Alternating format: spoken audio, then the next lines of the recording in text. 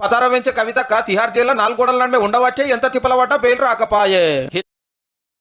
అసలు ఏం జరుగుతుంది అంటే 16 ఎంపీలు వచ్చిన Telugu Desam party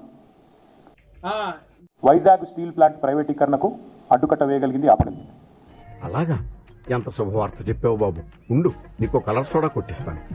Vizag steel plant ప్రైవేటీకరణ ఈరోజు 16 ఎంపీలతోనే ఆగిపోయింది. ఎందుకండి ఒకే మాటను 2 సార్లు చెప్తారు? ఒకసారి చెప్తే వినపడుతుంది. కానీ అదే 16 ఎంపీలు ఇక్కడ చెరి 8 చొప్పున బీజేపీ కాంగ్రెస్కి ఇస్తే ఏం జరుగుతున్నది?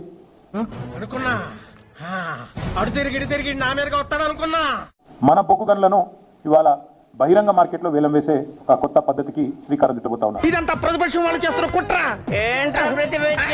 ఓకే సెకండ్ అండి.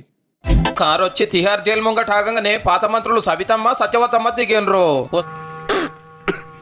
టోటల్ గా ప్రెజెంట్ పొజిషన్ వెరీ బ్యాడ్. ఓ సంచి పట్టుకొని సీత లోపటికి నడిచేన్రు. అవు కవితక్కని కలుస్తానికి. ఎలా ఉన్నావు నాన్న? నాకేం నానా? కష్టాలు కడుపులో దాచుకుని కళ్ళతో మాట్లాడుతున్నావా నాన్న?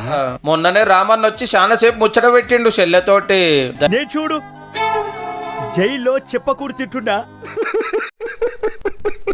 పతార వెంచ కవితక్క తిహార్ జైల్లో 4 గోడల నడుమే ఉండవచ్చే ఎంత తిప్పలవట బెయిల్ రాకపాయే. అయ్యయ్యో సానుభూతి వద్దురా. ఎట్లున్నావు, ఏం తింటున్నావు, ఏం ఫికర్ చేయకు, చెప్పునే బయటకు వస్తావని ధైర్యం చెప్పిరట. ఇలాంటప్పుడే గుండె రాయి చేసుకోవాలి. ఏం చేస్తాం? ధైర్యం జడకు, ఏం కాదు, పెద్ద పెద్ద లాయర్లం పెట్టినాము, పక్క బెయిల్ వస్తుందని ఊకుంచిండట. పైకోట్లో అపీల్ చేద్దాం. ఇక అంత ఓపిక లేదు, వదిలేయండి. అంతకు మునిపోయి 2 లీటర్లు పోయి మందలిచ్చిరు. మందు దందాలు అరెస్ట్ అయ్యి జైలు ఉన్న కవితక్కను. అయిపోయింది, బతికి అయిపోయింది. నీకు కొత్త చెక్కేస్తారులే ఈ రోజు అంతా.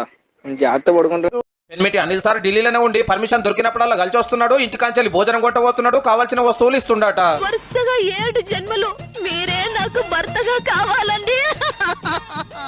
అయితే ఇందరు పోతున్నారు కానీ బాప అయితే ఢిల్లీకి పోతలేడు, బిడ్డని కలిసి వస్తలేడు. అరెస్ట్ అయ్యి 3 నెలలు దాటినా. ఏం చేద్దామంటావు మరి? ఏం దిక్కుమాలిన ప్రశ్న ఇదొకటి. ఈ అమ్మాయి ఏం ఫీల్ ఉండదు మామయ్య.